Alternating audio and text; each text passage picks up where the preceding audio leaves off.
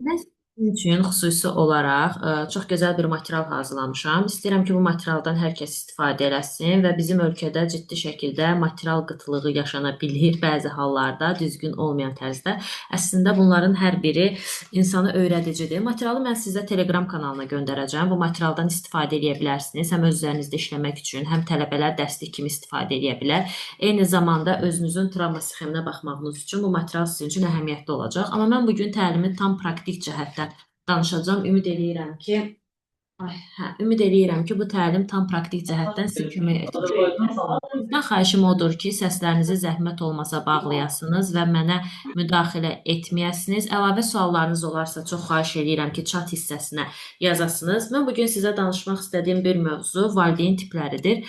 Ümumiyyətlə, burada iki punktda toxunacağam. Birinci məsələ sizin böyüdüyünüz valideyn tipləri, ikinci məsələ isə sizin olduğunuz valideyn tipi.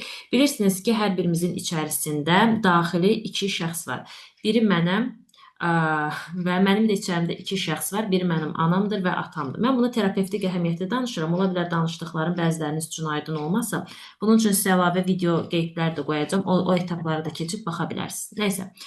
Mən fokuslanıram bugünkü mövzuya. Ümumiyyətlə bildiyimiz kimi 4 dənə valideyn tipi var və sən bu 4 valideyn tipinlə böyüməyin sənin gələcəkdə necə bir insan olmağın mənasına gəlir. Mən danışdıqca sizin hər hansısa bir suallarınız yaranarsa, çox xahiş edirəm ki, chat hissəsinə verəsiniz və chat hissəsinə mən avtomatik olaraq sizin suallarınızı cavablandıra bilim. Mən indi danışdıqca sizin də travmatik hadisələr gözünüzün önündə gələ bilər, amma daha sonra isə terapevtik bir qəşəng bir şey eləyərik. Bunu yaxşı mənada çıxararıq. Birinci etap sərt valideynlə böyüyənlər. Yəqin ki, aranızda sərt valideyn modeli ilə böyüyənlər var. Məsələn, mən dedim ki, sən axşam saat 9-da evdə olacaqsan. Nöqtə. Sən danışarsan. Yox, mən bugün dostlarımla görüşəcəm. Yox. Bu olacaq. Və yaxud da sən dərsə getmisən, gəlmisən, istəyirəm həm özünüzü test eləyəsiniz ki, mən necə valideynəm, həm də öz valideyn sxeminizi test eləyəsiniz ki, şuurlu fərqindəliklə bizdə ilişib qalan hansısa bir emosiyanı rahat şəkildə buraxa bilək. Aha, deyir ki, yox. Məsələn, sənə qısa yubka geymək olmaz. Nə bilim, bu cür olmalısan, bura getməlisən, vaxtında gəlməlisən, filan kəs düz dedi, sən səhvsən. Yəni sənin nə dediyin, nə düşündüyün, özünü necə hiss etdiyin qətiyyən vecin alınmır. Və sən davamlı olaraq tənqid olunursan, davamlı olaraq özünü daxilən günahkar hiss eləyirsən. Kimdə belədirsə chat hissəsinə yazsın ki, mən də bu cür ailə ilə böyümüşəm. Xüsusən də atadan, ata tərəfindən sərt tənqidlə, ata tərəfindən standart qadağa. Elə ailələr var ki, hətta orada mamalar belə beləncə ola bilir. Ümumiyyətlə belə mühitdə böyüyən uşaqlar zamanla nə baş verir? Ya çox qorxaq olur, ya da ki, ümumiyyətlə özünü güvənsiz şəkildə olur. Qeyd edeyim ki, bugünkü mövzu webinar deyil, təlimdir. Yəni sən burada öyrənib gedəcəksən. Mən bunu tamamilə ödənişsiz şəkildə eləyirəm ki, sən təlimdə öyrənirsən və gedirsən. Bu çox yaxşı bir şeydir. Cəmiyyətimizə də lazımdır. Sonra bu video formatında yüklənəcək YouTube kanalına və minlərlə insan bunu izləyəcək. Aha, deməli, avtoritar, yəni ki, sərt valideyn tipindən böyüyən uşaqlar gələcəkdə ya qorxaq olur, yəni özlərini ifadə edə bilmir. Xüsusən münasibət sxemləri necə olur? Məsələn, deyək ki, bir xanım çox sərt, yəni avtoritar bir valideynlə böyüyüb, olmazlar, malı məlilərlə böyüyən bir ailədə böyüyüb və gəlir qarşısına elə bir kişi çıxır ki, kişi də ona deyir, olmaz, mal məli. Və qadının doğrusu, qadın ailədə bunu görüb, şuuraltı bunu proqramlayıb və həmən kişi də ona olmaz deyəndə və yaxud da bunu etməlisən tipa deyəndə, həmən qadın üçün bu norma sayılır. Amma elə xanım var ki, misalcı, bu bəy də ola bilər, əksi də ola bilər. Elə xanım var ki, amma bu tip bəyə deyir ki, o niyə mənə olmaz dedi, niyə mən malı məliyə uymalıyım. Artıq bu qadının, yəni uşaqlıq versiyası tamam ailə bir modeli ilə böyüyüb. Və yaxud da əksinə ola bilər. Elə kişilər var ki, sərt avtoritar qadınları xoşdur ki, sərt danışsın, ona hökm eləsin. Elə kişi də var, deyir, yox, mən məsəl üçün beynim onu götürmür. Deməli, bütün insanlara eyniləşdirmək olmaz ki, münasibət belə olmalıdır, münasibət elə olmalıdır, münasibətdə sağlam sxem var, yox. Deməli, mənim böyüdüyüm ailə mühiti də mənim münasibət sxemimə təsir edir. Düzdürmü? Ya mən qorxaq olacam böyüyəndə, öz sözümü deyə bilməyəcəm, özgüvənsiz olacam, davamlı tənqid hissi olacaq, davamlı səhv edərəm riski olacaq. Və yaxud da ikinci tip. Birinci tip çox özümə qapanan tip olacam böyüyəndə. Çünki axı sərt valideynlə böyümüşəm. İkinci tip isə mən aqressiv olacam. Kimsə mənə nəsə deyəndə olmaz, deyəcəm sən kimsən, niyə mənə olmaz deyirsən? Sən niyə mənlə belə də başlayacağam isteriya eləməyə, üsyan eləməyə. Deməli, mənim sərt avtoritar modellə böyüməyim nə deməkdir? Ya mən münasibətdə partnyoruma qarşı aqressiv olacam, ya da ki, mən qorxaq oldu. Yaxşı, hə, sən deyirsənsə hə, ya da təslim mövqeyində olacaq. Siz indi özünüz ayırd eləyin ki, bu nə dərəcədə sağlam və ya toksik ola bilər. Ümumiyyətlə, baxın, bir punktu qeyd etmək istəyirəm. Sağlam münasibətlə toksik münasibət hər iki insana görə tamamilə fərqlidir. Yəni hamıya görə sağlam anlayışı ilə toksik anlayış fərqlidir. Mən də suallarınıza görün baxdıqca indi ikinci tip punkta keçəcəm. Siz də çox sağ olun, xoş gəldiniz Mehman bəy. Aha, hamısını eynən qeyd eləyəcəm. Burada mənə dəstək olan iştirakçılar var. Bəziləri tələbələrimdir, bəziləri dostlarım da, həmkarlarım da, kursuma qatılanlar da, hər birinizə təşəkkür edirəm. Fikirləriniz olduqca yazın, çox maraqlı bir mövzudur. Aha, demokratika hələ gəlmirəm. Mən ümumiyyətlə lap əvvəllər məktəbdə də işləmişəm, məktəb psixoloqu kimi də çalışmışam. Orada hər tip uşaqla işləmişəm və hər tip ailə modellərindən də görmüşəm. Yəni təcrübə də göstərir ki, ailə modelləri bizim şuuraltımızı nə dərəcədə proqramlaya bilir və təsir göstərə bilir. Deyək ki, həddindən artıq yumşaq valideyn. Məsələn, tutalım ki, uşaq deyir ki, mama, məsələn, tutam ki, oğlunun, məsəl üçün, atıram 15 yaş və deyir, mama, mən saat 10-da, məsəl üçün, dostlarımla gedirəm, məsələn, filan yerə. Yəni, vaxt limiti yoxdur uşağın. Uşaq ürəyi istədiyi vaxt evə gəlir, gedir. Baxın, ümumiyyətlə 18 yaşa qədər biz nəyik? Biz valideyn himayəsində sayılırıq. Yəni, mən 18 yaşıma kimi valideynim məni böyüdür, boya başa çatdırır. Yəni, qanunla danışanda. 18 yaşdan sonra isə mən qanunvericiliyə görə müstəqil sayılıram. Yəni, mən əvvəl, məsələn, gecə saat 2-də çıxa bilməzdimsə 15 yaşımda, amma 18 yaşımdan sonra artıq şuurlu şəkildə çıxa bilərəm də. Misal üçün, indi sosial normalar və mentaliteti nəzərə almıram. Həddindən artıq yumşaq valideynlə nə olur? Aman da dəymə, yox, uşağım ürəyi nə istəyir olacaq. Uşağı məsələn 5 dənə paltar alıb, altıncısı da, hə, yaxşı mama qurban, Allah, uşağı nədir, hə, oldu, tək sən istə. Nizam intisam yoxdur, qaydalar zəifdir. Uşaq daha çox, belə deyək də, mən istədim, əldə etdim. Daha çox belə, nə istəyirəm o olur da, tipa mənə qadağa qoyan yoxdur, sərhəd qoyan yoxdur və nəticə olaraq nədir? Nəticə olaraq bu tipdə, yəni liberal ailə modelində böyüyən, yəni həddindən artıq yumşaq bir ana-ata ilə böyüyən uşaqda nə olur? Baxın, burada mən uşaq danışıram. Burada siz özünüz də düşünün ki, mən hansı tip valideynlə böyümüşəm ki, məndə indiki sxemlər bunu göstərir. Məsuliyyətdən qaçır. Xüsusən də belə olan insanlar evlənməkdən qaçır, evlilik məsuliyyəti götürə bilmir, iş məsuliyyəti götürə bilmir, münasibət qura bilmir, münasibət məsuliyyəti götürə bilmir. İmpuls nədir? Məsələn, atıram. Deyirəm, stola niyə bunu qoymusan? Həmin durub çıxıb gedəcək də. Yəni sanki bundan belə çəstindən dəyəcək nəsə bir ağır söz dedim, durub çıxdı. Yəni qəfil belə deyim, normal hər şey normal getdiyi anda riskli bir hərəkət eləyir. Hansısa bir sözüm, hansısa bir nəsə deyirəm, bu insan özünə hövlənir, çıxır. Yəni impulsiv davranır. Adətən deyirlər, o çox impulsiv kişidir. Və yaxud da deyirlər, o çox impulsiv qadındır. Məsələn, bu anlayışı eşitmisiniz?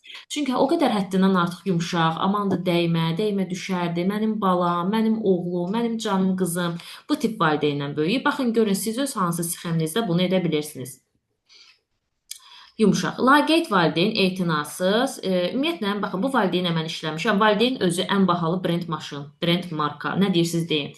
Özü qızıl taxar, ən gözəl şəraitdə yaşayır. Amma uşağına baxırsan, şalvarı cırıq.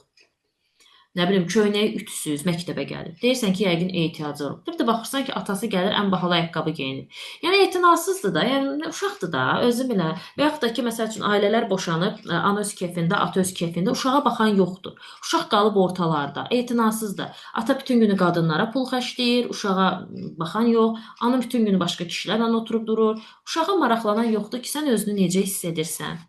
Mən sənin yanında, yəni emosional dəstək yoxdur, ehtiyacı qarşılanmır və yaxud da ki, fiziki ehtiyacları yoxdur. Uşaq ümumiyyətlə, yəni etinasızdır və təəssüf olsun ki, belə tip insanlar böyüyəndə gedib elə tip münasibət seçirlər ki, sanki mən önəmsənilmirəm, sanki mən yetərsizəm, sanki mən sevilmirəm, sanki mən dəyərsizəm və münasibət bunları ona aynalayır.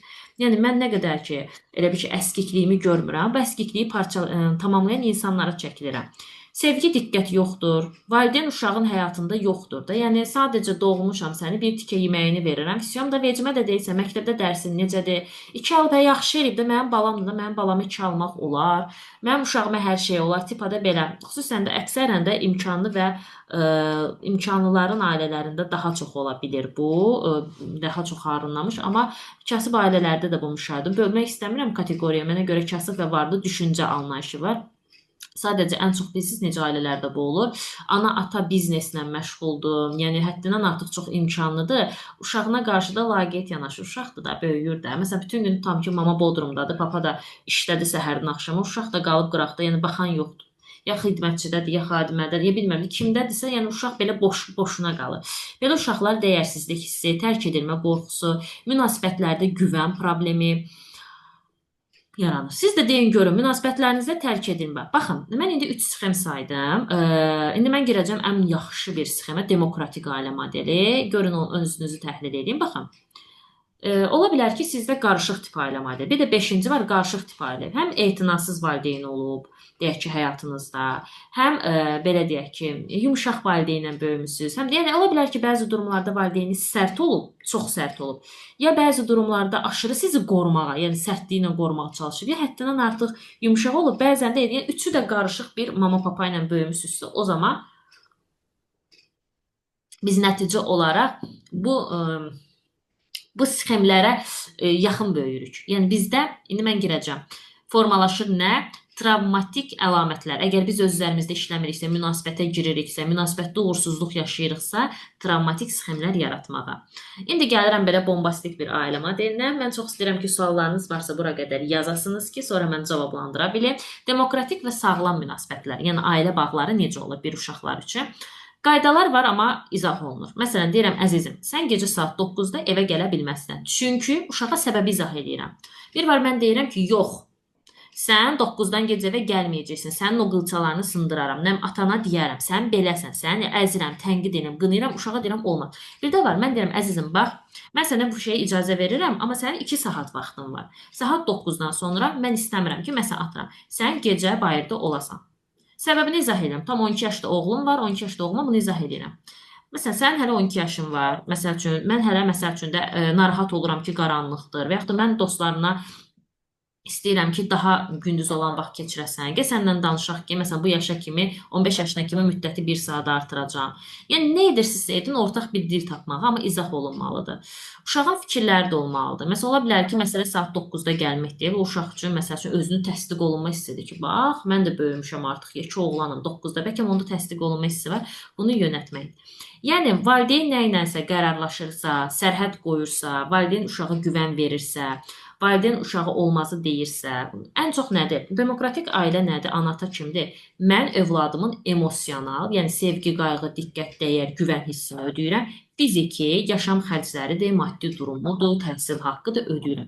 Bu valideyn çalışır ki, uşaqla sağlam vaxt qursun. Bu valideyn sxemi də kimdir? Psixoloji cəhətdən sağlam, öz üzərində işləmiş bir insan, bir kişi və yaxud da bir qadındır. Biz bir kişi və qadın olmamışdan öncə də, yəni biz bir ana və ata olmamışdan öncə də bir kişi və bir qadınıq. Düzdürmü? Tək həyatımız, yəni anata deyir ki, həm kişi oluruq, həm qadın oluruq. Qadın funksiyamız ayrıdır, kişi funksiyamız ayrıdır. Ana-ata rolunda isə tamam başqa oluruq. Bura qədər aydın oldusa, mən keçirəm indi sizə travmatik valideyn tiplərindən danışmağa. Mənim bildiyiniz kimi şəxsi inkişaf proqramlarını yazarıyam. Məndə eyni zamanda Mənəvi Həyatlar kanalımda kim ki valideynlərlə bağlı aqressiyadır, nifrətdir, kədərdir, nə bilim, valideynlərlə qarşı barışıq olmayan emosiyalar içərisindədirsə, mən sizə tövsiyə edirəm ki, mənim Mənəvi Həyatlar kanalıma keçəsiniz. Çünki mən orada valideyn travmalarını dərindən işləyəcək bir, belə deyək ki, şəxsi inkişaf psixoloji yönümdən texnikalarla yazmışam. Aranızda Mənəvi Həyatlar kanalında olanlar var. Mən indi onu birazdan izah edəcəm nə yazmışam, amma bugün fokuslanıram nəyə? Mövzuya. Travmatik valideyn tipi nədir? Tənqidçi valideyn. Daim irad tutur.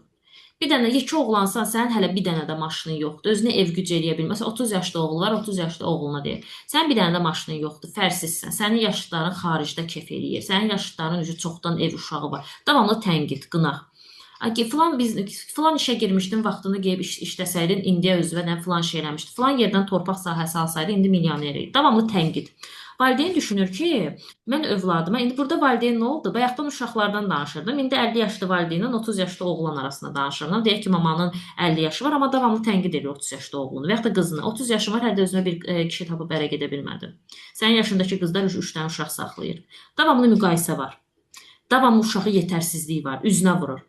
Məsələn, getdi, tutalım, atıram, birinci dəfə evləndi, boşandı. Səndən olsa da nə kişi olacaqdı, arvad da sənə boşadı. Və yaxud səndən nə qadın olacaq, sən heç bir dənə yeməyi də pişirməyə bacarmırsan. Davamlı tənqid, davamlı sən yetərsizsən, səndən də heç nə çıxmaz. Davamlı kiçildirsən, nə edirsən kiçildir, davamlı səni alçaldır, davamlı tənqid edir. Bu travmatik valideyn. Travmatik valideyn pis valideyn deyil. Travmatik valideyn o deməkdir ki, bayaqdan saydığım 4 sxem var ha. Bu sxemlərlə böyüyən valideynləri var. O valideynlərdən düzgün olmayan psixoloji proqramlar, yəni şuuraltı proqramlanıb deyə, o da böyümədən istəmədən sənə tənqid edir. Yadınızda saxlayın. Bir insan var, sevgi dili normaldır, sənə sevgi dilini normal göstərir. Bir də var, bir insan sənə sevgi dilini davamlı sənə tənqid edir. Və sən tənqidçi valideynlə böyüyəndə çox vaxt gəlib özünə tənqidçi qadın və kişi tapırsan. Harda ki, səni belə aşağılayan, məsələn, kişilər olur ya, atıram. Tutalım ki, atıram da, indi mama deyək ki, oğlunu tənqid edib, 30 yaşlı. Oğlun gedir, bir dənə qız tapır, evləndir. Tamam, evləndi. Şuuraltı. Əgər öz üzərində işləməyibsə, belə olur sxem. Gedir, bir dənə qız tapır, qız da başlayır gileylənməyə. Səndən, məsələn, mən qızıl istəyirəm, bir dənə qızıl da ala bilmirsən. Evin bütün xərclərini də ödəyə bilmirsən. Sən beləsən, sən eləsən, sən yaman kişisən. Başlayır bır dırıldamağa, tənqid etməyə. Amma oğlanın xəbəri yoxdur ki, məsələn, hansısa etapda onun valideyni, maması da belə idi şuuraltı olaraq. Və bu bunun həqiqətidir. Amma bu şuuraltını dəyişmək mümkündür də. Düzdürmü? Şuuraltını da nə ilə dəyişirik? Psixoloji inkişafla, fərdi terapiyalarla və proqramlarla. Emosional uzaq valideyn. Məsələn, deyək ki, ata işləyir, məsələn, səhərdən axşama kimi işləyir. Uşağına da emosional sevgi, qayğı, diqqət göstərə bilmir. Ya mama. Mama bütün günü məşğuldur. Ola bilər depressiyadadır, ola bilər posttraumatik stres, yəni bir xəstəliyi var. Ola bilər, məsələn, ailədə xəstə bir uşaq var, valideyn daha çox onun qayğısından məşğuldur. Hisslər önəmsənilmir. Bir tikə yemək verəcəm, paltar alacam, məktəbə gedir, gəlir, hə, fisyon, uşağım var, amma emosional valideyn orada yoxdur. Emosional uzaq. Fiziki varam, uşağıma yemək də verirəm, nə bilim, paltar da alıram, pul xərci, hər şey eləyirəm.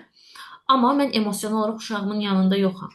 Və mənim uşağım böyüyür, harda ki onu sevməyən, harda ki onu görməyən, harda ki onu dəyər verməyən, harda ki onu belə lap sındıran, tənqid edən bir kişi və ya qadın görür, gedir yapışır ondan. Deyir, məni sevəcək, dəyişəcək, düzələcək, belə eləyim, yaxşı olacaq. Başlayır özünü aldatmağa. Budur da, yəni sxem buradan gəlir də. Yəni gedib spirituallıqla nəyisə dəyişdirməyə çalışmayın. Psixologiya dəqiq və net elmdir. Görürsüz, emosional olaraq uzaq olan valideyn uşaq sevgini qazanmalı olduğunu düşünür. Böyüdükdə münasibətlərdə diqqət çəkməyə cəlb edir. Belə insanlar daha çox bir şeydə ya maşınının şəklini xüsusi göstərəcək, oğlanlar maşın şəkli, evin belə, dağ belə, bostan. Çünki təsdiq olmaya ehtiyacı var axı. Qızlar daha çox seksualizmi önə çəkəcək. Məsələn, pomada vuracaq, aşırı makiyajlar, dəbdəbə, estetika. Çünki emosional olaraq valideynlə böyüyür və emosional olaraq kontakta ehtiyacı var. Manipulativ valideynlə böyüyənlər günahlandıracaq. Sənə görə oldu. Sən belə etdin. Emosional təzyiq edir, tənqid, günahlandırma, ancaq səni günahlandırır, ancaq hər şeyin günahkarı sənsən. Sən o qədər günahkar, ancaq bu tip valideyndir. Sən olmasaydın mən belə olmazdım. Səni doğduğum günə daş düşərdim. Bütün valideynlərin məşhur sözü bəzi uşaqlara deyir. Sən atanla tanış olmasaydım, sənin kimisini doğmaz, dünyaya gətirmir. Gəlmirsən dünyaya nə olmusan hesab. Görsən manipulativdir. Uşağa emosional borcsan, yəni borclusan. Böyüyəcəksən, işləyəcəksən, maaşı və qəpik-qəpik qoyacaqsan stolun üstə. Mən sən niyə böyütməsən, borcun var idi. Sən niyə beləsən ki?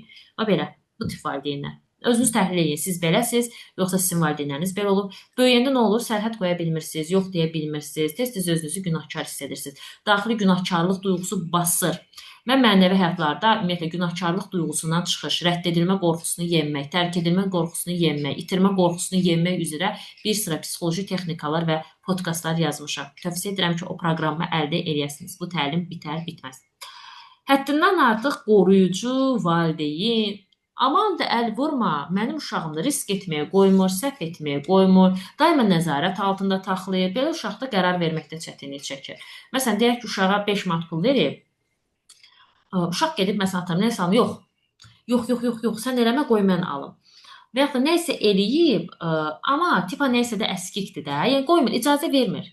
Məsələn, qızla evlənmək istəyir, yox, qoy gedim mən baxım görüm necə qızdır, sonra sən narahat olur, 10 dəfə hardasan, oğlan necədir, oğlan qoymur, adi görüşə gedəndə, adi bir hədiyyə alanda, adi bir nəsə eləyəndə belə icazə vermir. Müqayisə edən valideynlər, filankəsin uşağı, filankəsin qızı universitetə girdi, filankəsin oğluna bax, maşın alıb, sənin hələ 40 yaşın var, bir dənə özü o maşını ala bilməmsən kişi. Getdi filankəslər, bekmankəslər, baxın. Valideyn hər yaşda valideyn. Valideyn o demək deyil ki, elə 5 yaşlı uşağın valideynidir. Sizin də mənim də valideynim var, düzdürmü? Bizimlə də bu cür rəftar edənlər var. Amma əsas məsələ odur ki, bu təlimin məqsədi nədir? Mən artıq böyümüşəmsə, mən bu dünyaya bir övlad vermişəmsə, mən bu tip valideyn olmayım. Əgər bu tip valideynəmsə və bu tip əlamətlərdən hansısa birini görürəmsə, bunu məndə dəyişim ki, bu miras kimi mənim övladlarıma keçməsin. Çünki mən nəyi miras qoyuramsa, o da övladlarıma keçir, övladlarımdan da nəvələrimə keçir. Beləliklə, bu miras təkrarlanır və biz zəhərlənirik. Yəni, bugünkü təlimin məqsədi odur ki, əgər belə tip ailə ilə böyümüşəmsə və mən çıxış yolu axtarıramsa, artıq siz fərqində oldunuz ki, nələr etməlisiniz. Bu etdiklərinizi etməmək. Bunun özü bir çıxış yoludur. Deməli, müqayisəli valideyndə uşaq öz dəyərini başqaları ilə müqayisə edir. Ümumiyyətlə, bəzən insan, məsələn, düşünür ki, adı nədir, partnyorum mənə pul xərcləyirsə, mən dəyərliyəm.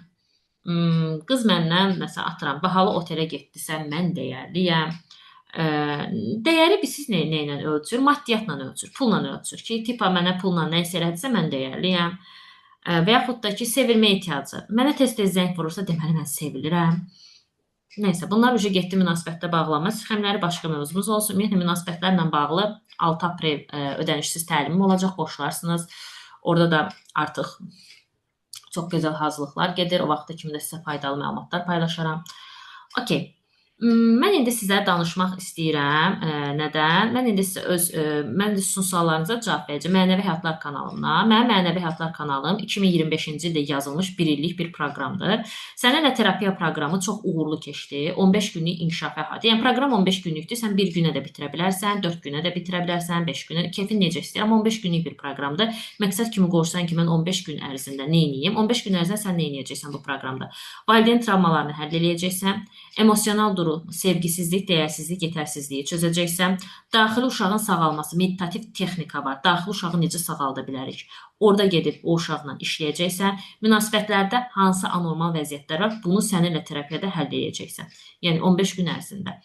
Öz sevgi bir aylıqdır. Çox ağır və çox demo bir proqramdır. Hətta bu proqrama qoşulub mənim heç bir seansıma gəlmədən adını verməyəcəm. 45 yaşlı bir pasiyentim var, xanımdır. Çox ağır və uzun müddətli psixoloqlardan sonra mənim 2 dənə cəmi proqramıma qoşuldu. 2025-də real nəticəmi danışıram. Səninlə terapiyaya qoşuldu, bir də öz sevgi. Heç yerə də getmədi. Ömrünün də yarısı psixoloqlardaydı. İkisinə qoşuldu. Səninlə terapiyaya, öz sevgiyə qoşuldu. Deməli, ehtiyaclarım nədir? Mənəvi, seksual, maddi ehtiyaclarım nədir? Şəxsi sərhədlərim nədir? Ona A-dan Z-yə manipulyasiyalar, kişilərin sizlə elədiyi bütün manipulyativ oyunlar, qadınlar hansı manipulyasiyalar edir? Onlar. Anata məsələləri və burada gördüyünüz ailə tipləri var. Anata məsələlərin köklü həlli, daxili yetərsizlik, güvənsizlik, dəyərsizlik, günahkarlıq duyğusundan çıxış. Ən əsaslı o manipulyasiya var. Sizi manipulyasiya edirlər. Onu çözməyiniz, rədd edilmə, tərk edilmə, hamısı. Sağlam münasibətdə bağlanma. Mən necə normal bir, sağlam bir münasibət qura bilərəm? Bax, bu. Öz sevgi, yəni budur, çox nəticə verib. Musu mən yaradanda, düzdür, mən bu proqramlarımı belə reklam çox etməmişəm deyə. Yəni, belə tanıyanlar gəlib, yəni kifayət qədər də insan yığılıb, amma bu il artıq, demək, 2026-cı il mənəvi həyatlarla maqnetizmi 2 dənəsini yazmışam. Onlara artıq demək olar ki, başdan ayağa satışını həyata keçirəcəm. Demək olar ki, bir bax qoyacam, artıq o vaxtdan sonra da artıq stop verəcəm, yəni olmayacaq. Kitab formatında çapa verməyi düşünürəm ki, kitab formatında artıq insanlar əldə eləsin. Mus nədir? Münasibətlərdə uğursuzluq sxemləri 15 gün. Yəni, sən bura qatılsan 15 gün nə edəcəksən? Şuuraltı olaraq anan və atanın əldə etdiyi keçmiş proqramlarından azad olacaqsan. Şuuraltı olaraq. Nə bilim, siz o bezir sizi bəzən, tənqid edir, deyinir, müqayisə edir. O beyninizdəki xaotik vəziyyəti başa düşəcəksiniz. Və nə üçün mən münasibətimdə uğursuzam? Niyə görə mən bu vaxta kimi uğursuz münasibət qurmuşam? Sağlam münasibət qura bilmirəm. Bunu həll edəcəksiniz. Daxili enerji, toksik münasibətlərdən azadlıq, daxili qadın və kişi. Mən yadınızda təlimə başlayan nə dedim? Hər birimizin içində daxili kişi və qadın var. Bu daxili kişi və daxili qadın nə deməkdir? Mənim içimdə anam və atam var. Eril enerji, dişil enerji eşidirsə, elə bir şey yoxdur. O spiritualdır. Psixologiyada daxili ata, daxili mama proqramlayıb məni. Mənim içimdə 2 dənə obraz yetişir. Daxili kişi və daxili qadın. Mən bunu balanslaya bilməyəndə anormallıq yaranır. İş həyatım, münasibət həyatım, dostluq həyatım, kommunikativ həyatım. Çoxunuz deyirsiniz ki, kişilərdən hədiyyə ala bilmirəm, pul ala bilmirəm. Nə bilim, istənilən qadınla münasibətə girə bilmirəm. Yaxud mənə gələn qadınlar ancaq kart atır, kişilərdə budur problem, pul istəyir. Qadınlarda da odur ki, mənə gələn kişilər ancaq filan təkliflə gəlir. Hamısı niyə? Məsəl üçün. Çünki düzgün yön enerji getmir. Bu üçünün hamısını toparla. Aslında bunların hər biri ayrı-ayrılıqda fərqli qiymətdir. Yəni üçündən birinə ürəyiniz hansı istəyir keçir. Amma mən bunların üçünü toplamışam mənəvi həyatlara bir qiymət başlığı altında, yəni çox ucuzdur. Yəni bir psixoloqun seansından belə ucuz bir proqramdır. Tövsiyə edirəm ki, keçid eləyəsiniz bu proqrama. İndi mən sizə 10 dənə cümlə qrupa da atmışdım. Daxil uşağı yaralayın. Burada siz öz uşağınıza da dediyiniz ola bilər. Sizə qarşı da deyilən sözlər ola bilər. Gəlin baxaq. Səndən heç nə çıxmaz. Sən niyə filan kəs kimi deyirsən? Ağlama boş şeydir. Sənə görə mən belə oldum. Sus, böyük danışanda uşaq danışmaz. Sən məni heç sevmirsən. Manipulyasiya edirəm. Görürsən, öz övladımı manipulyasiya. Sən məni heç sevmirsən. Sən heç mənə dəyər də vermirsən. Manipulyasiyadır. Qarşı cins sizə bunu deyəndə siz elə bilirsiniz ki, mən günahkaram, onu sevə bilirəm. Amma yox, sizi manipulyasiya edir, siz bunu görmürsünüz. Niyə görə özünüzün şəxsi inkişafını yatırım eləyib, böyük proqramlarını işləməyəsiniz də? Mənim kimi bir psixoloqla. YouTube kanalım da var sizlər üçün. Ödənişsiz en sayda videolar qoyuram. Hər ay təlimlər keçirirəm ki, məni daha yaxından tanıyasınız və biləsiniz ki, necə bir psixoloqla işləmək lazımdır. Yenə səhv etdim. Manipulyasiyadır. Yenə səhv etdin. Sən həmişə beləsən. Bəsdir də. Bezdirdin məni. Və sizin dəyərsizliyi yetərsiz pıs belə çıxır. Özünüzü yeyib bitirirsiniz. Nəyə lazımdır? Xilas olun da bu. Başa düşün ki, bu psixoloji bir şeydir də. Yəni bu nə iləsə ritual eləməklə, meditasiya dinləməklə getməyəcək. Bu tarot atdırmaqla olan işlər deyil də. Yəni sağlam psixoloji karkas bu deyil.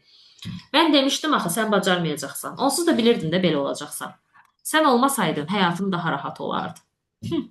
Aşağıladım. Təsəvvür edin ki, bu cümlələri valideyn bir uşağı tam bu cür deməsə də bu cür hiss elətdirib. Amma valideyn bilərək eləyib, bilərək etməyib. 18 il sənin beynin bu cür böyüyür və bu günün münasibət həyatında, xüsusən də mənə müraciət edənlərin %90-ı münasibətdir. Çünki insan həyatına münasibət kimdən münasibət var? İş yoldaşınızla münasibət, valideyninizlə münasibət, övladınızla münasibət, partnyorunuzla münasibət, ən çox da münasibət. Niyə görə insana nə lazımdır bu həyatda? Düzgün münasibət qura bilmə bacarıq. Əksəriyyətimiz buna görə psixoloqa gedirik, buna görə koçları seçirsiniz, buna görə spirituallığa gedirsiniz. Amma kök səbəb nədir? Birinci növbədə özünüzə sağlam bir mütəxəssis seçməlisiniz ki, mən necə bir psixoloqla, necə bir koçla, necə bir mentorla, lap spiritualist belə seçin, necə bir sağlam bir insanla işləyim. Bu insan ümumiyyətlə öz həyatı necədir? Bu insan ümumiyyətlə nəyi yarada bilib, nəyi suna bilir, özünü necə təqdim edir, hansı əsasla mənə bunu deyə bilir? Araşdırmaq lazım, bilmək lazımdır. İkinci növbədə özünüzə yatırım etməyə bilmək lazımdır. Dişiniz ağrırsa diş həkiminə getdiyi kimi, nə bilim bədəninizdə hansısa bir, amma sizin indi ürəyiniz və beyniniz qarışıqdır və siz orada xaotik bir yerdəsiniz, deməli bunun da bir mütəxəssisi var da, deməli buna da müraciət etməyi bacarmalısınız. Ona görə sizə tövsiyə edirəm ki, mənim mənəvi həyatlar kanalıma yazasınız və qoşulasınız. İndi mən keçirəm suallara cavab verməyə. Mən bura əlaqə nömrəmi qoyacağam. Kim istəsə mənim bu kanalıma keçid etməyə ətraflı yaza bilər. Mən şəxsdə cavablandıracağam. Sevə-sevə hər birinizin sualını bu kanalıma keçid etmək istəyənlər. Bu sizin üçündür. Bugünkü təlimimiz bu qədər idi. Amma mən indi baxım görüm, maraqlı suallarınız varsa cavablandıracağam. Mənəvi həyatlar kanalı qeyd edeyim ki, ödənişli bir kanaldır. Çünki orada mənim bir illik zəhmətim var və o bir il ərzində də çox insanlar qoşulub. Sizə qiymət meyarı maraqlıdırsa, əlaqə nömrəmə yazarsınız, mən sizə qiymət meyarını deyərəm. Uyğun olsaz qoşularsınız. Mən uşaqlığımda şiddət görməmişəm, amma hazırda 2 övladım var. Bəzən görürəm ki, özümü cilovlaya bilmirəm. Bəzən düşünürəm ki, görəsən uşaqlıqdanmı qaynaqlanır, amma xatırladım hər kəsin dediyi sadə əl dil ilə deyim, ana şilləsi görmüşəm yüngülvari. Mən özümü necə dəyişə bilərəm, hansı kitabı? Kitab oxumaqla siz dəyişməyəcəksiniz. Kitab oxumağa qalsa, siz 10 dənə də kitab oxuya bilərsiniz, 70 dənə də. Amma sizin şuur altınız dəyişməyincə kitab oxumaq da dəyişməyəcək, meditasiya etməklə də dəyişməyəcəksiniz. Ən sağlam yollardan biri bir psixoloqla işləməyinizdir. Əgər bir psixoloqla işləyəcək gücünüz belə yoxdursa, ən azı mənim yaratmış olduğum proqramlarla işləməyinizdir. Çünki mənim o proqramlarla nə qədər insan nəticə əldə edib, hətta Instagramın highlighter hissəsinə də qoymuşam. O sizə 45 yaşlı qadın çəkdi, mənim ən ağır pasiyentim olub. O pasiyentim cəmi 2 proqramma qoşulmuşdu, səninlə terapiya, öz sevgi, hətta Musa da qoşulmuşdu. Üçünə də təsəvvürün ayrı-ayrı ödəniş eləmişdi. İndi mən onun hamısını bir ödəniş başlığında toplamışam. Xanım özü mənə təşəkkür mesajı yazıb, mən də onu yapışdırmışam şəkilimin üstü Instagramda, qoymuşam insanlara ki, yəni baxın. Yəni, bu nəticəni başqa cür bilmirəm necə izah edeyim. Bəlkə deyirəm, real şəkildə insanları çağırım, real şəkildə alım ki, digər insanların da güvəni artsın. Amma tövsiyə edirəm ki, qoşulun. Yəni, niyə ki, öz üzərinizdə işləyin, neysə sizin sualınıza cavab verməyə çalışım ki, bunun psixoloji səbəbi nədir? Birinci növbədə Birinci növbədə başqasına qarşı şiddət eləmək, bu artıq bilirsiniz fiziki bir aqressiyadır. Yəni sizin daxilən bastırmış olduğunuz hansısa bir emosiya fiziki şəkildə övladlarınıza gedir və övladlarınızda qəbul edə bilmədiyiniz nələrsə o sizin daxilinizdədir. Mən indi bilmirəm siz övladınızı nəyə görə vurursunuz? Məsələn, ola bilər səsi düşür, ola bilər səhv edir, bilmirəm nəyə görəsə vurursunuzsa, yəni əl qalxırsa artıq burada nə isə var. Və çünki çox güman ki, siz sonra özünüzü günahkar hiss edirsiniz. Siz özünüzü sorğuluyursunuz. Deməli, daxili hardasa bir uşağınız zədəlidir. Məndə məsələn, daxili uşaq meditativ texnikası var mənəvi həyatlarda. Onu eləsəz çox rahatlayarsınız. Məsələn, mən burada danışıram, orada texnika 20 dəqiqədir. 20, hətta bir dənə podkastım 10 dəqiqə, 15-20 dəqiqədir. Mən bunu sığdıra bilmirəm də. Mən sadəcə sizə deyə bilərəm ki, bastırılmış olduğunuz bir emosiya var ki, bu emosiya çevirir reallığa. Baxın, mən sənə deyə bilərəm, mən bunu keçən təlimdə də dedim. Mən sənə deyirəm, bax, mən səni sevirəm. Sən mənim üçün əzizsən, sən mənim üçün dəyərlisən, sən mənim üçün həyatım, gələcəyimiz belə olacaq, ürəyim. Amma mən davranış olaraq sənə şillə vururamsa, bu nəyin sevgidir? Eynən də mən övladıma 10 dəfə deyim, mən səni sevirəm, mən sənin ananam, amma gəlib şillə vururamsa, döyürəmsə, davranış olaraq uşaq məndən nə görür? Bir var, mən oğluma deyirəm ki, oğlum, siqaret çəkmə ziyanında, amma özüm götürüb siqaret çəkirəm övladımın yanında. Bir də var, mən özümdə siqaret çəkmirəm, övladıma davranış olaraq da nümunəyə. Başa düşdünüz nə deməkdir? Siz bu sxemi qırmalısınız, bu şiddət sxemini qırmalısınız. Daxili uşaqla, aqressiyanın işi lazımdır. Məndə aqressiya da var, o sevgi marafonunda mütləq şəkildə işləyə bilərsiniz. O qədər zəifəm ki, başqalarının test dərsinə düşünəm. Baxın, bir insan özünə etiket vurmasın. Zəif yox, ola bilər ki, özünüzün müəyyən psixoloji yaralarınız var. Amma bu yaraları inkişaf elətdirə bilərsiniz, şəfəyə çevirə bilərsiniz. Hər şeyin çarəsi sizin əlinizdədir. Başqalarının təsirinə tez düşmək nədir? Daxili tənqid və günahkarlıq hissim var. Bu bir. Ola bilər manipulyativ bir ailə sxemindən böyümüsünüz. Məsələn, haqlı olduğum situasiyada belə qarşı tərəf deyirsiniz, niyə üstəlik? Çünki sərhəd qoya bilmirsiniz. Sərhədlər, ehtiyaclarınız nədir bilmirsiniz. Mən sizə sual versəm, əziz dəyərli xanım, adınızı çəkmirəm ki, YouTube'a düşməsin. Əziz dəyərli xanım, bax sual verirəm. Sadəcə sual verirəm. Sənin ehtiyacın nədir, gözəlim? Sən mənə heç deyə bilməyəcəksin ki, mənim ehtiyacım nədir? Baxın, bir insan deyirsə ki, ehtiyacımda mənə 500 manat ver, bütün bu ehtiyac deyil. Bir insan deyirsə ki, mənə sevgi ver, bu da ehtiyac deyil. Mənim ehtiyac duyduğum şeyi mən özümə verə bilmirəmsə, mən gedib başqasına deyə bilmərəm, mənə bunu elə. Və bu ehtiyacda nədir? Daxili doyumsuz uşaq, daxili uşağın zədəlidir. Bunlar hamısı terapevtik hissədir, insan öz üzərində işləyir. Məsələn, mən özüm könül olaraq, bir psixoloq olaraq. Mən təsəvvür edin ki, haradasa sizə deyim, 24 yaşımdan bu yana işləyirəm. Mən heç vaxt deyə bilərəmmi ki, məsəl üçün atıram da bir ilə, hər kəsdə bir şey. Elə insan var bir günə, məsələn, xanım 6 ay ərzində. Elə insan var, məsələn, mənlə cəmi 2 seans. Məsələn, mən Almaniyadan bir dənə oğlan qoşulmuşdu seanslarıma. Fərdi seanslarıma. Yəni, normal bir oğlan idi və sadəcə Almaniyadan qoşuldu, görüntülü, onlayn seanslar verirəm. Qoşuldu, biz cəmi 2 dənə seans işlədik. Daxili mamanın şəfalanması. Oğlanın mama travması var idi da, yəni mama sxemi yanlış idi deyə. Gedirdi işdə, kişilər onu əzirdi, üstələyirdi. Çıxa bilmirdi. Hər şeyi bilir, bacarıqlıdır, amma işdə elə bir vəziyyətə gəlmişdi. Misal üçün deyir, çıxa bilmirdi. Biz ondan daxili mamanın şəfalanmasını işləyəndən sonra, şüuraltı işləyəndən sonra, terapiya ilə işlədiyəndən sonra, terapevtik iş aparandan sonra oğlanın münasibət sxemi dəyişdi. Artıq o 3-cü seansda artıq nə qədər şey işləmir. Çünki bu oğlanın da iradi sferasına, psixasından da asılıdır. Mütəxəssisin də işləməsinə asılıdır. Amma elə insan olardı 18 seans gələrdim. Onda oğlana 2 dənə seans bəs idi. Elə insanda var 1 seans bəsdir. Elə insanda bir dənə proqrama qoşulmağa bəsdir. Amma elə insan var bəs deyil. Proqram da almalıdır, seans da baxır da siz özünüz ona qərar verirsiniz. Qoşulandan sonra siz başa düşürsünüz ki, sizdə artıq ehtiyac formalaşır ki, bilirsiniz necə olur sizdə? Sizdə bilirsiniz nə formalaşır? Ehtiyac formalaşır ki, mən məsələn tutam, məndə olub da xanım deyir, mən öz sevgini qoşuldum, qoy könül xanımla Musu da al. Bayaq Musa qoşulan xanım idi, də kimdə aranızda? Musa qoşulan xanım da deyir, mən maqnetizmə də keçmək istəyirəm. Mus mənə o qədər gözəl təsir edir. Çünki görür, başa düşür, praktik hissə var. Yəni, Piplusdakı kanalda həmişəlik qalırsan da, təsəvvür edirsiniz, yəni bu qədər fürsət. Nəysə, mən sualı cavab verim. Mən alt üstə haqlı olduğum halda özümü səhv günahkar nə etməliyəm? Hansı kitab? Kitabla olan iş deyil. Kitab yenə də deyirəm, mən burada gedim hansısa kitabı tərifləyim, yəni kitab oxumağın tərəfdarıyım, oxuyun. Amma kitab səni bilsən nə edir? Elə bir ki, səni malalayır da, yəni ötüşdürür. Kitab effektivdir, amma mən düşünmürəm. Gərək sən bilsən necə ən azı nə bilim bir 30-40 dənə kitab oxuyasan bir il ərzində, o da terapevtik əhəmiyyətdir, amma həmişəmi yox.